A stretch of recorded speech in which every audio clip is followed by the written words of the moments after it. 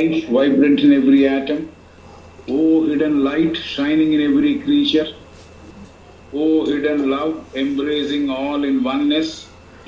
May each who feels himself as one with thee know he is also one with every other. నిన్న చదివిన question మళ్ళీ చదువుదాం, దాని answer కూడా చదువుదాం, దాని తర్వాత కొత్త క్వశ్చన్కి వెళదాం. పునశ్చరణ. Enquirer is asking, but you said that ascetic practices are not obligatory even in that inner section. But you said that ascetic practices are not obligatory even in that inner section. So, దీనికి answer ఏం చెబుతోందంటే, no more they are. But the first thing which the members learn, there is a true conception of the relation of the body or physical sheath to the inner, the true man. The relation and mutual interaction between these two aspects of human nature are explained and demonstrated to them, so that they soon become imbued with the supreme importance of the inner man over the outer case or body. They are taught that blind, unintelligent asceticism is mere folly, that such conduct as that of Saint Labre, of which I spoke before, or that of the Indian fakirs or jungle ascetics who cut, burn and macerate their bodies in the most cruel and horrible manner, is simply self-torture for selfish ends, that is, to develop willpower, but is perfectly useless for the purpose of assisting true spiritual or theosophic development. అది మనం నేను చదివిన చివరి question. ఏది supremely important అనేది కనుక్కోవాలి.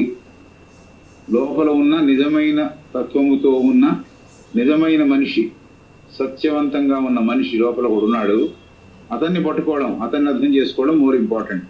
Physical body ఎంత దాకా చూసుకోవాలో, ఎంత దాకా దాన్ని పరిరక్షించాలో అంతదాకా పరిరక్షిస్తూ లోపల ఉన్న ఆంతరంగికంగా ఉన్న ఆ మనిషి మోర్ ఇంపార్టెంట్ అని చెబుతోంది. కాబట్టి ఈ అసెటిక్ ప్రాక్టీసెస్ అనేవి, వైరాగ్యముతో కూడిన ఈ ప్రాక్టీసెస్ ఫూలిష్గా చేయకూడదు, బ్లైండ్గా చేయకూడదు అని చెప్పింది. నిన్న చాలాసేపు డిస్కస్ చేశాం కాబట్టి I'm going to the next question, which is the question of the day to begin with. Enquirer is asking, I see you regard only moral asceticism as necessary. It is as a means to an end, that end being the perfect equilibrium of the inner nature of man and the attainment of complete mastery over the body with all its passion. Mali chauta pedda question idi. Question itself is running to 3 sentences. I see you regard only moral asceticism as necessary. It is as a means to an end, that end being the perfect equilibrium of the inner nature of man and the attainment of complete mastery over the body with all its passions and desires.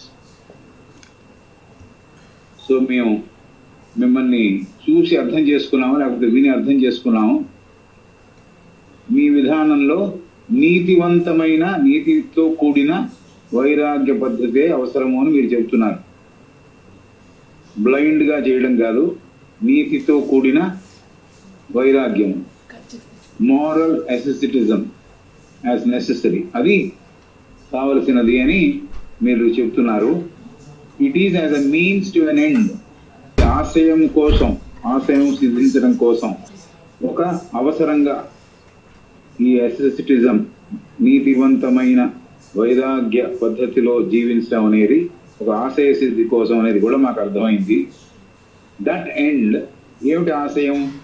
That end being the perfect equilibrium of the inner nature of man and the attainment of complete mastery over the body with all it's passions and desires. ఆశయం ఏమిటంటే, మనిషి లోపల ఉన్న ఆంతరంగిక తత్వం ఏదైతే ఉందో, స్వాభావికత ఏదైతే ఉందో, దాంట్లో perfect equilibrium, perfect balance, perfect harmony అది సంపాదించడం. తర్వాత attainment of complete mastery over the body with all it's passions and desires. So ఈ శరీరానికి సహజంగా కొన్ని ఉద్వేగాలతో, కొన్ని కోరికల మయమై ఉంది. అలాగే కొన్ని ప్యాషన్స్ అంటే ఈ కోరికలు తీవ్ర రూపం దాల్చినప్పుడు దాని ప్యాషన్ అంటున్నాం. ప్యాషన్ అంటే కోపం కావచ్చు, లేకపోతే జలసీ కావచ్చు, ఇవన్నీ కూడా ఉండగా ఏవైతే అలవాట్లుగా మారినాయో అలవాట్లు అది లేకుండా బతకలేకపోవడం. That's a passion. Passion could be for a good thing, even it could be for a bad thing. But passion for a body which is full of desires, if desires become passions, ఈ కోరికలు తీవ్ర రూపం దాలిస్తే అది సహజ నేచర్గా బాడీలో ఉంది. కాబట్టి body మీద కంప్లీట్ మాస్టరీ, దాన్ని అదుపులో పెట్టుకోవడం, దాన్ని సరిగ్గా మేనేజ్ చేయగలగడం. చాలా మంది ఏం చెబుతారంటే we train people అంటారు. We train people even if it is used anywhere. We train people అంటారు. I believe even though we may call man as a super animal, training is perhaps not the right word. It is managing that person which is more important. అంటే తన్ని ఎట్లాగా సరైన పద్ధతిలో ముందుకు నడిపించడం more important. Controlling, training ఇది కాదు పద్ధతి. సజెస్టివ్గా ఎలా ఉంటే బాగుంటుందో, వాళ్ళకి సహజంగా ఎలా ఉంటే వాళ్ళకి సరి అయిన అవగాహన కలుగుతుందో, లేకపోతే జీవితం మీద అనురక్తి పెరుగుతుందో, అలాంటి వాటి కొరకు మనం ఇతరులకి దోహదపడేట్టు మన మాటలు ఉండడం, చేతలు ఉండడం అది చేయగలగాలి. So complete mastery over the body అది ఎలా సంపాదిస్తావు? మాస్టరీ ఓవర్ ద బాడీ ఎలా సంపాదిస్తావు? అది ఒక మేర్ ఇన్స్ట్రుమెంట్ అని, నాకు పనికొచ్చే ఒక ఇన్స్ట్రుమెంట్ అని, దాని రోల్ అంతేనని, దానికి ఎంత ఇంపార్టెన్స్ ఇవ్వాలో అంత ఇంపార్టెన్స్ కన్నా ఎక్కువ ఇవ్వకూడదని నాకు తెలవాలి. అవుట్ ఆఫ్ మై థింకింగ్, నా ఆలోచన, నా ధ్యానము వల్ల బాడీ అంత ఇంపార్టెంట్ కాదు, బట్ దాన్ని నెగ్లెక్ట్ చేయడానికి కూడా వీల్లేదు. కాబట్టి ఇది చెబుతున్నాడు ఈ ప్రశ్న వేసే అతను. I see you regard only moral asceticism as necessary. నీతివంతంగా జీవించడానికి పనికొచ్చే వైరాగ్యం ఏదైతే ఉందో అదే మీకు అవసరమని, అదే ప్రధానమని మీరు అంటున్నారు అనేది నాకు అర్థమైంది. It is as a means to an end. ఒక ఆశయ సిద్ధి కోసం దానిని మీరు చేపట్టారు, ఈ నీతివంతమైన వైరాగ్య స్థితి. దట్ ఎండ్ బీయింగ్, ఆ ఆశయం ఏమిటంటే perfect equilibrium, perfect balance between inner nature of man and the body. Inner nature of man లో కూడా చాలా అతలాకుతలాలు ఉండవచ్చు, డిస్టర్బెన్సెస్ ఉండొచ్చు. దాంట్లో పర్ఫెక్ట్ ఈక్విలిబ్రియం రావడం, పర్ఫెక్ట్ ఈక్విలిబ్రియం వచ్చిన తర్వాత, పర్ఫెక్ట్ సమానత్వం వచ్చిన తర్వాత, పర్ఫెక్ట్ హార్మనీ ఏర్పడిన తర్వాత, అది ఒక ప్రధానమైన ఉద్దేశ్యము లేకపోతే ఆశయము. ఇంకోటి ఏమిటంటే attainment of complete mastery over the body with all it's passions and desires.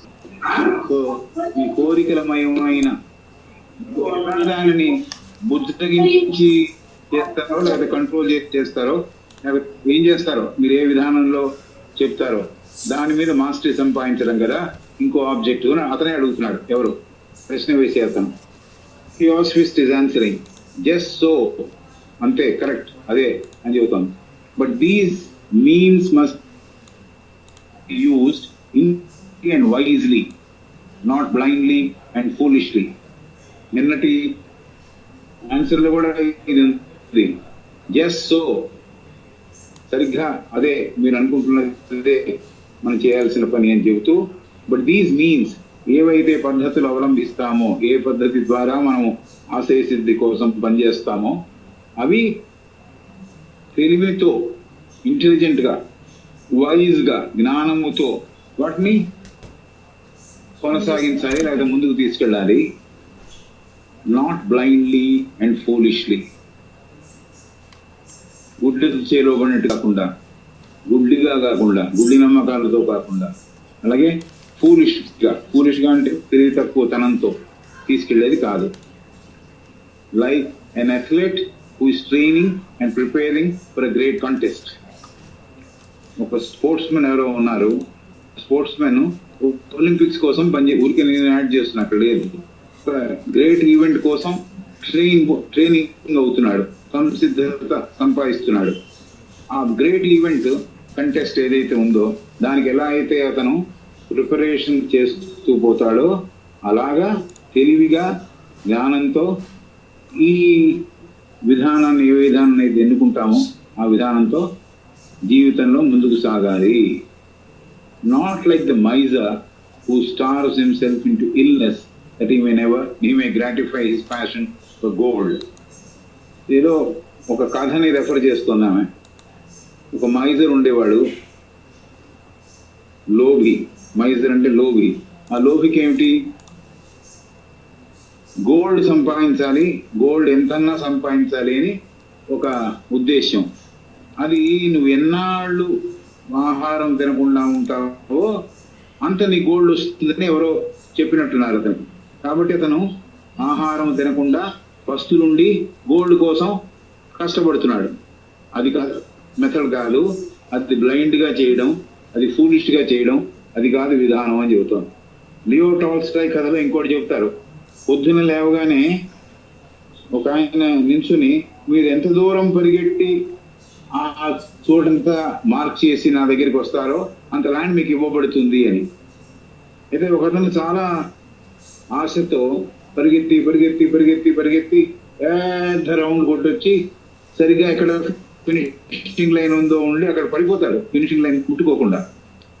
ఏం చెబుతారంటే ఇంత లోభత్వం పనికిరాదు, ఇంత గ్రాప్ చేయాలనుకోవడం పనికిరాదు అని చెప్పడానికి చెప్పిన స్టోరీ లియో టాల్స్టాయ్ స్టోరీ. అలాంటి స్టోరీ ఒకటి చెప్పింది. ఒక లోభి పస్తులు ఉంటున్నాడు, అందువల్ల అనారోగ్యం పాలయ్యాడు. ఎందుకు చేశాడు ఆ పని? గోల్డ్ కావాలి, బంగారాన్ని సంపాదించాలి. ఈ బంగారాన్ని సంపాదించాలంటే ఎన్నాడు నువ్వు పస్తులుంటే అంత ఎక్కువ బంగారం నీకు వస్తుందా అని ఎవరో చెప్పారు. కాబట్టి అది చేశాడు. అది ఫూలిష్ గా ఉంది, ఇలా చేయకూడదు, తెలివితనంతో జ్ఞానంతో చేయవలసిన పని అని చెబుతున్నాడు. Okay, next question.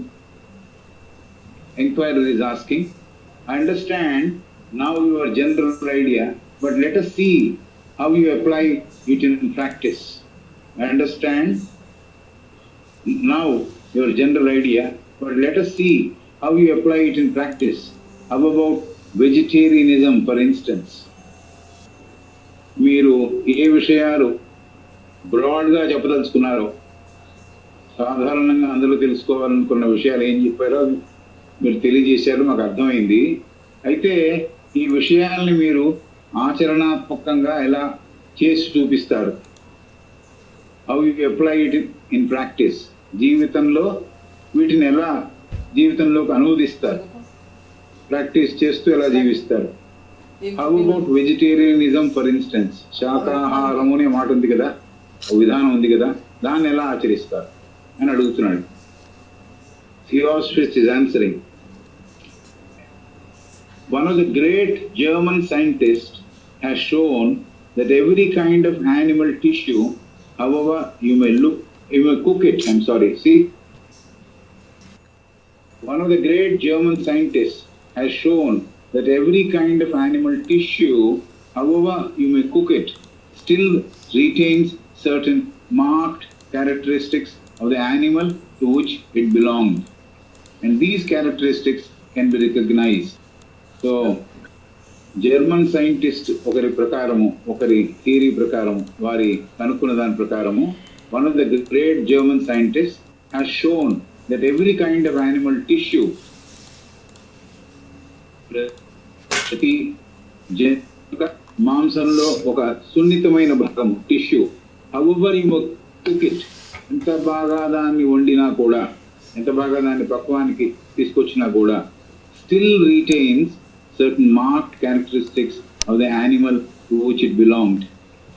ఏ జంతువుకి సంబంధించిన మాంసపు కణమో లేకనో దాని యొక్క క్యారెక్టరిస్టిక్స్, ఆ జంతువు యొక్క క్యారెక్టరిస్టిక్ ఆ పోర్షన్లో ఉంటుంది.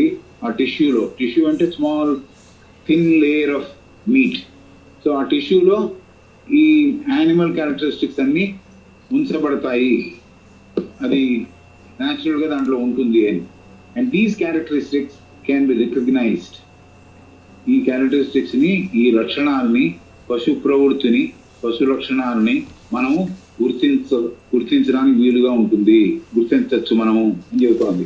One of the great German scientist has shown that every kind of animal tissue, however you may cook it, still retains certain marked characteristics of the animal to which it belonged.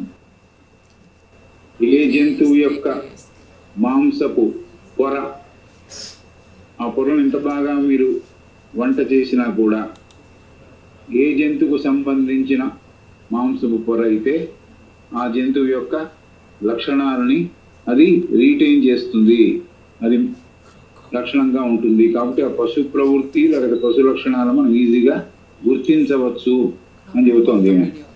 Apart from that also everyone knows by the taste what meat he is eating. Apart from this, also everyone knows by the taste what meat he is eating. ఏ మాంసము, ఏ జంతువు మాంసము తను తింటున్నాడు అనేది రుచి పరంగా కూడా మనిషికి తెలుసు. We go a step further and prove that when the flesh of animals is assimilated by man as food, we go a step further and prove that when a flesh of animals is assimilated by man as food, it imparts to him physiologically some of the characteristics of the animal it came from. కొంచెం ముందరకు వెళ్ళి examine చేద్దాం ఈ ప్రిన్సిపల్ని.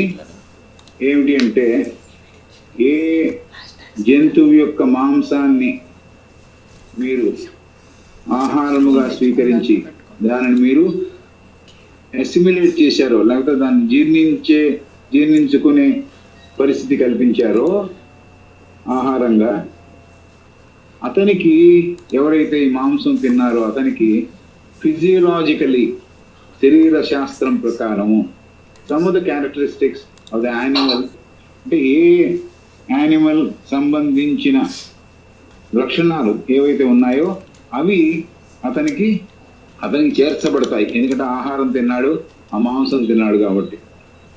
So apart from that also everyone knows by the taste what meat he is eating.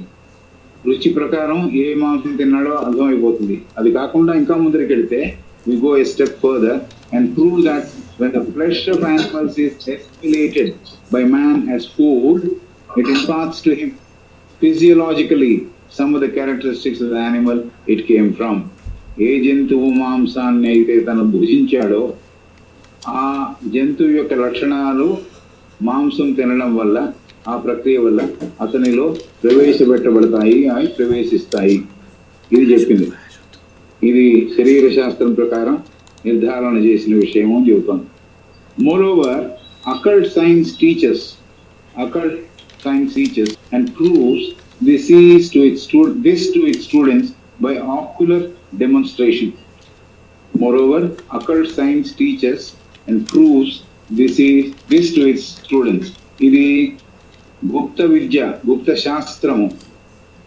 ఎవరైతే నేర్చుకుందామని ఉంటారో, శిక్షణ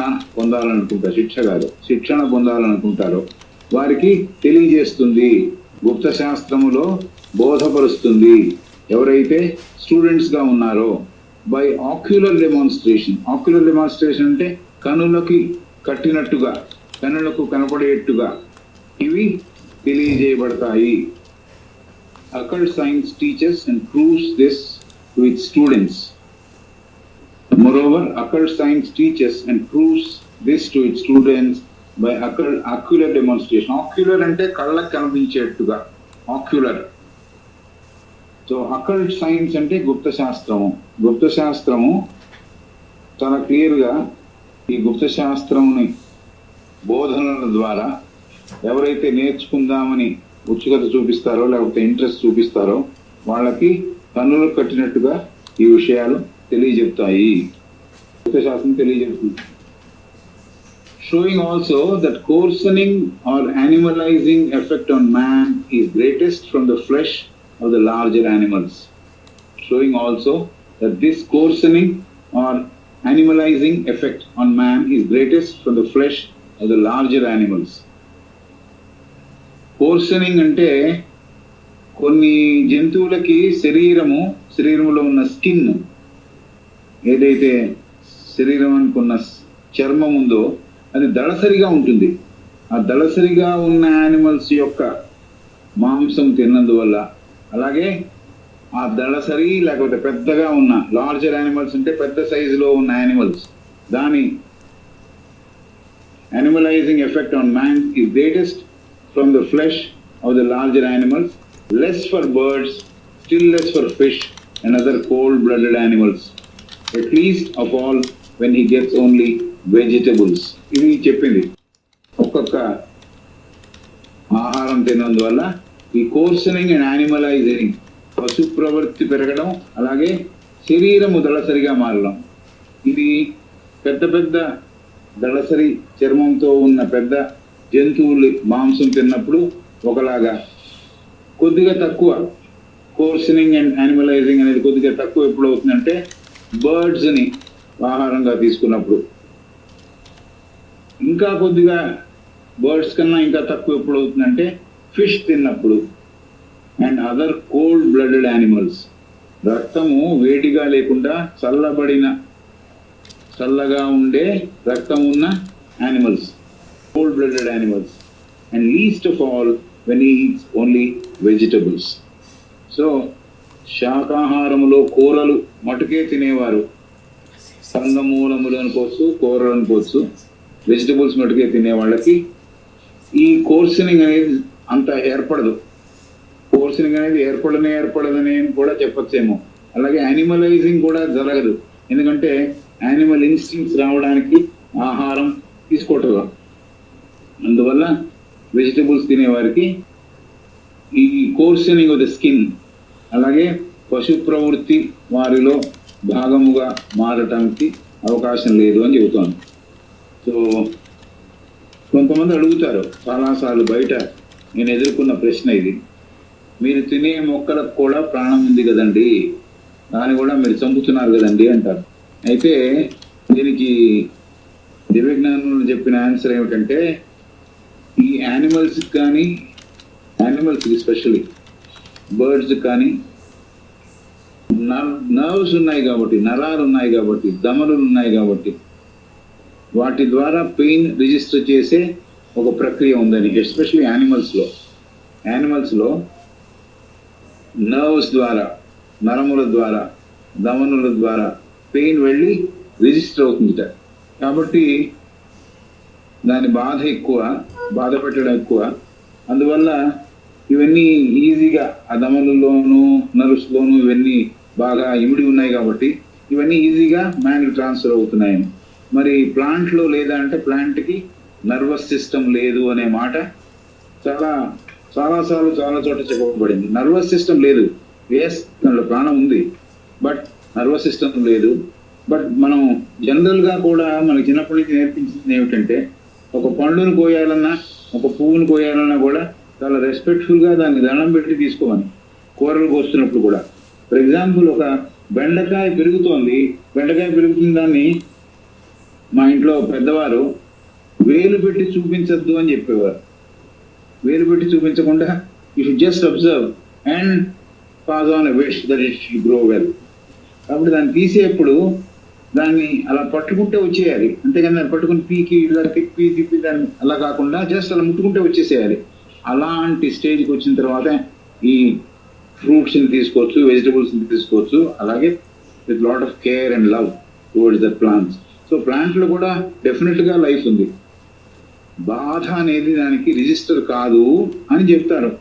నిన్నే వింటున్న కరుణశ్రీ గారి, జంజాల పాపయ్య శాస్త్రి గారి పద్యాలు వింటున్నప్పుడు, కోసేసిన పూలు లేకపోతే చెట్టు మీద ఉన్న పూలు ఎలా విలపిస్తాయో అనేది ఆ పుష్ప విలాపం అనే దాంట్లో చెప్పాడు ఆయన. అప్పుడు అది వింటున్నప్పుడు చాలా జాలేస్తుంది. ఎందుకు చేస్తున్నాం, ఎందుకు వాటిని కోసేసి దానిలో సూది గుచ్చి దారంతో కట్టేసి తర్వాత తీసేసి కింద పారేసిన తర్వాత చీపురుతో తోసేసి ఎందుకు చేస్తున్నాం అని అతను రాసిన ఆర్ద్రతతో కూడిన ఆ కవిత్వం చదివినప్పుడు అనిపిస్తుంది. కాబట్టి మనం ఎందుకు వెజిటేరియనిజం వైపు మళ్ళాలో అన్నది చెప్పింది ఈవిడ.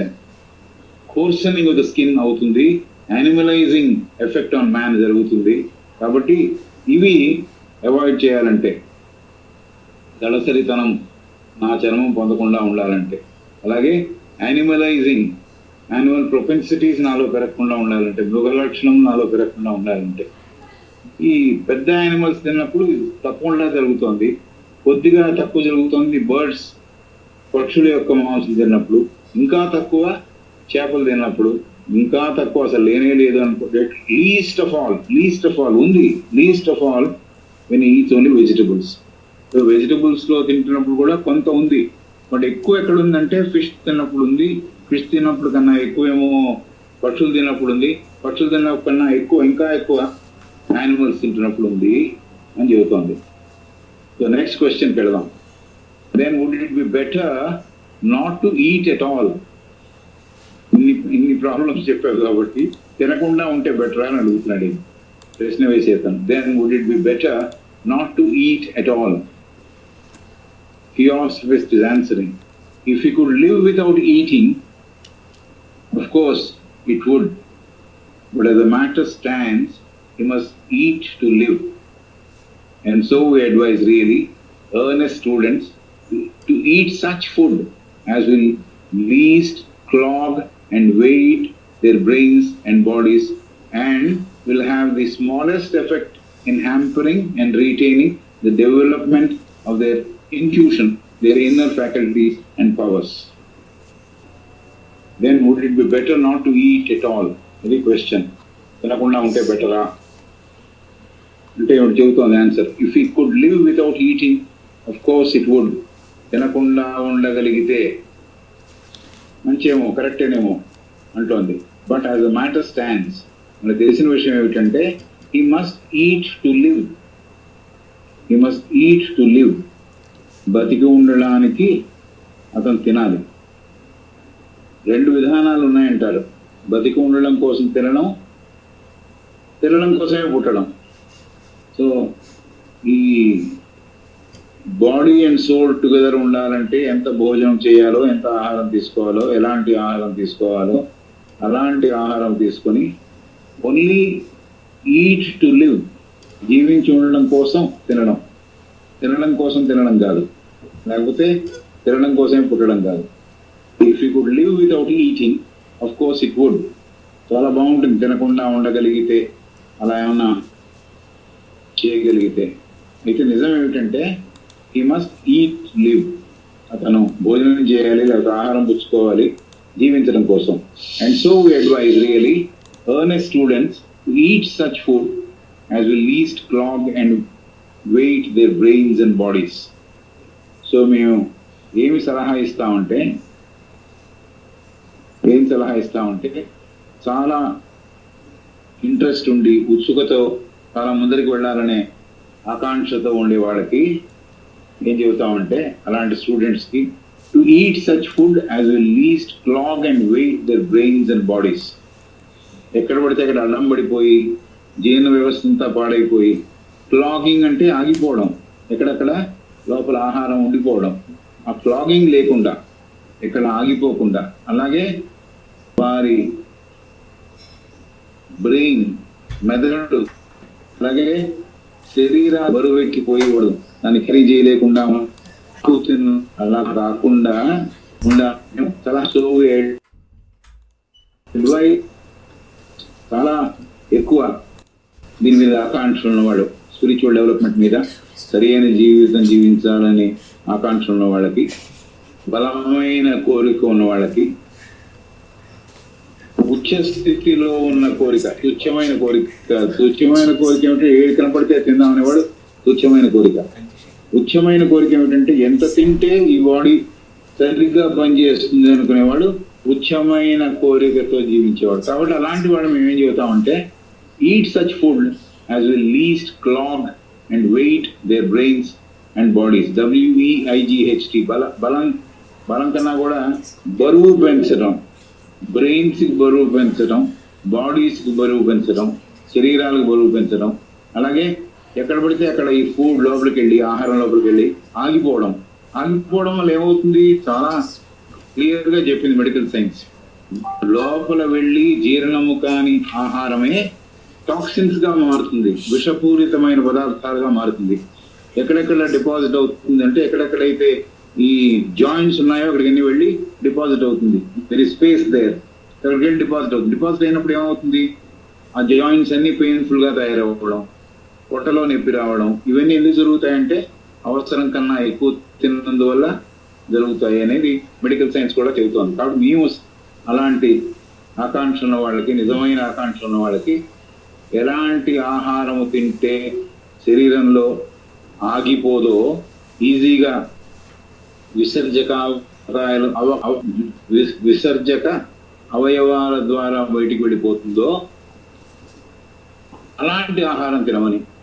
కాబట్టి దానివల్ల అనవసరంగా బరువు మెదడుకు కానీ శరీరం కానీ పెట్టకుండా ఉండడం, దాన్ని చూసుకోవాలి. And will have the smallest effect in hampering and retarding the development of the intuition, their inner faculties and powers.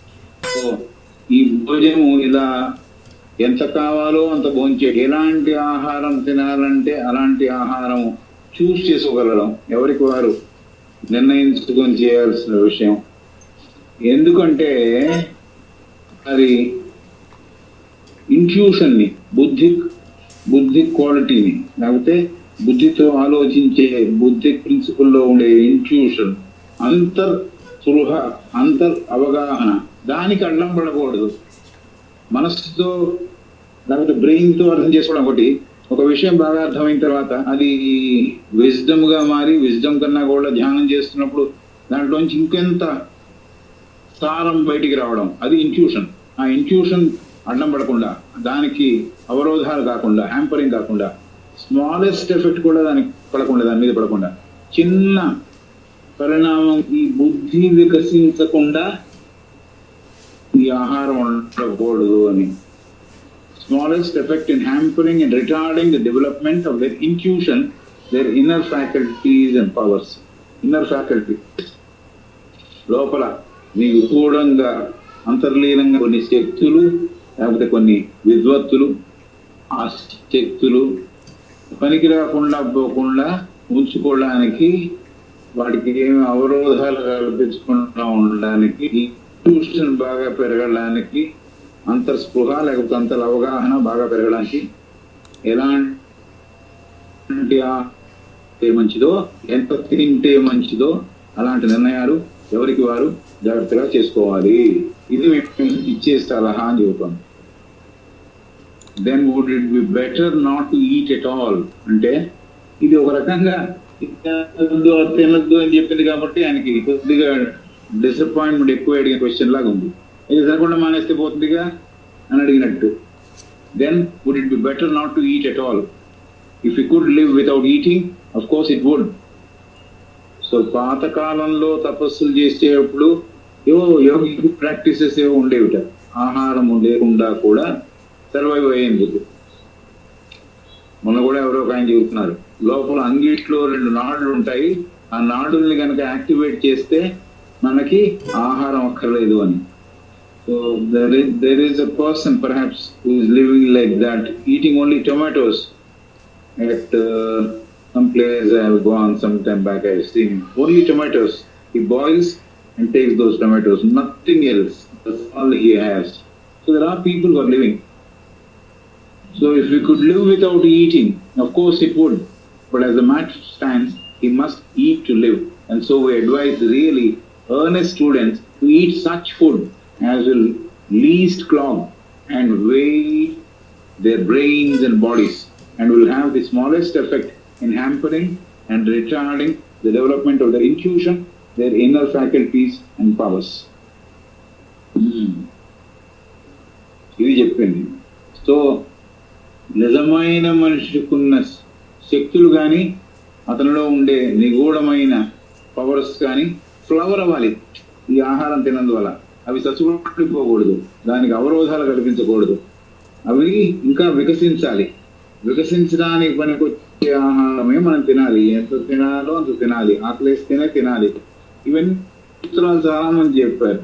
ఏవైతే అనవసరమైన ఆహారం తీసుకునేది క్లాగ్ అవుతుందో బాడీలో, క్లాగింగ్ అంటే ఆగిపోతుందో అక్కడక్కడ, శరీరానికి నొప్పి కలిగజేస్తారు. కాబట్టి చాలా జాగ్రత్త భోజనం చేయాలి, ఆహారం పుచ్చుకోవాలి, ఎంత పుచ్చుకోవాలో అంత పుచ్చుకోవాలి, ఏది పుచ్చుకోవాలో అది పుచ్చుకోవాలి అనే విషయం తెలియజేసింది.